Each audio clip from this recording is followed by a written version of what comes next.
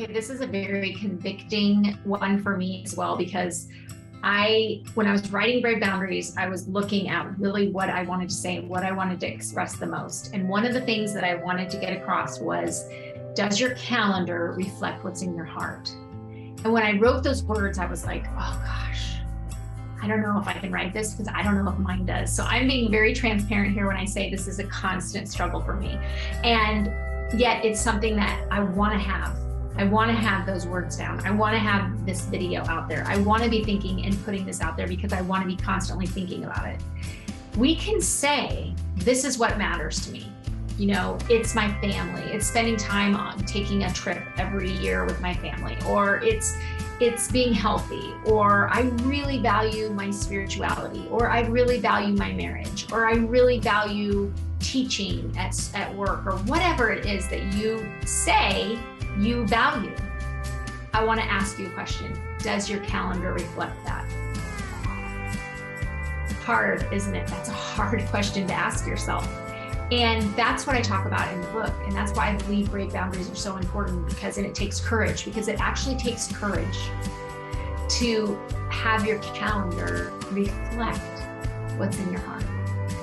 Because I can tell you there are months where I can tell you my family is number one, and I love my family, and I want to be with my family, and I'm trying to prioritize my health. And I look at my calendar and I go, work, work, work, coaching, work, podcasts, work, coaching, book writing, coaching, work.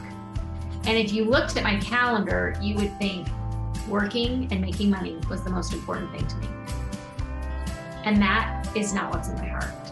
So boundaries are what allow us to move what is in our heart to what we actually display and how we live in our calendar. And you know, people can say, oh, I live my life this way, but it all really comes down to your calendar. What is on your calendar? That's how you live your life. That's what your priorities are.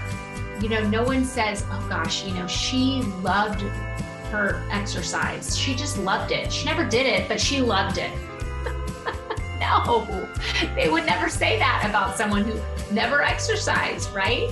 So it's the same with your family. It's the same with your work. There may be aspects of your work that you are really like, oh, this is what I'm passionate about. Are you doing it? Are you doing that?